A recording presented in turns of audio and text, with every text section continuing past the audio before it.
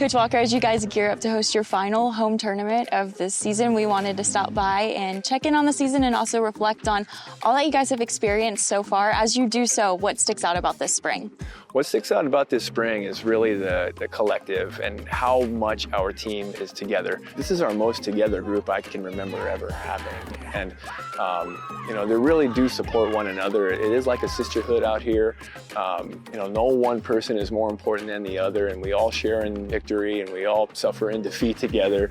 Honestly, it would be hard for me to be more proud than I am right now of the group. Every single week we've gone out, we've showed slow and incremental improvements in a number of areas. And I feel like good timing. I feel like we're actually playing our best volleyball of the season. How would you describe the culture of the team this season? I think that the team this season has been so supportive. I think we've done a really good job this season in being competitors at practice, pushing each other, but then as soon as it's game day, we're supporting everyone who's playing and whoever's on the court. It's just such a joy to come to practice every day, which is something that I am so grateful for, because as a student athlete, it's just a lot. You're balancing a lot of things, but to be able to be excited to come to practice every day, excited to hit the weight room with my teammates, it's just something that is such a blessing to be a part of. And the team culture has definitely been the reason for that. In all but one tournament that you guys have been in this season, you guys have had winning weekends. What do you feel like that says about this team's fight and maybe their short memory, not letting a loss impact the rest of the weekends? Yeah, well, you look to your leaders, right? And I think that Kylie Fitzsimmons, Olivia Rubio, Elin Kaiser, Megan O'Mara, Andy Cos, they've all done a tremendous job in the locker room and are all playing their best volleyball of their careers, and a lot of that is carried over into the competitions.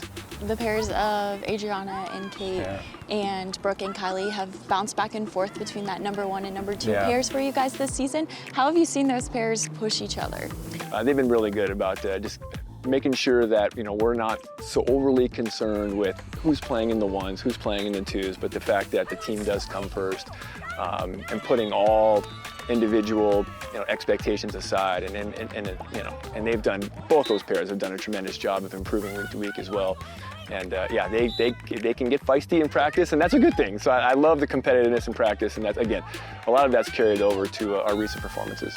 And the pair of Ashlyn and Madeline are currently the most winning pair for you guys this season, considering their youth. Madeline being a freshman, Ashlyn being a sophomore. Right. What impresses you most about them? It's got to be the chemistry, and sometimes chemistry is a little easier to come by, sometimes it's a little bit harder. They're obviously very close friends off the court, so that helps.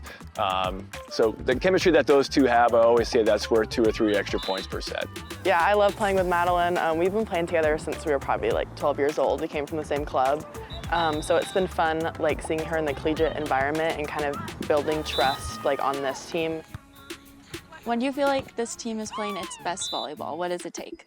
I think this month, April, it's the end of the season, our last month. That's really what we've been working towards this entire year since August. And so I think just when we're coming into practice every day and focused and really applying the things that are being asked of us, we're really making strides forward, and that's when we're doing our best.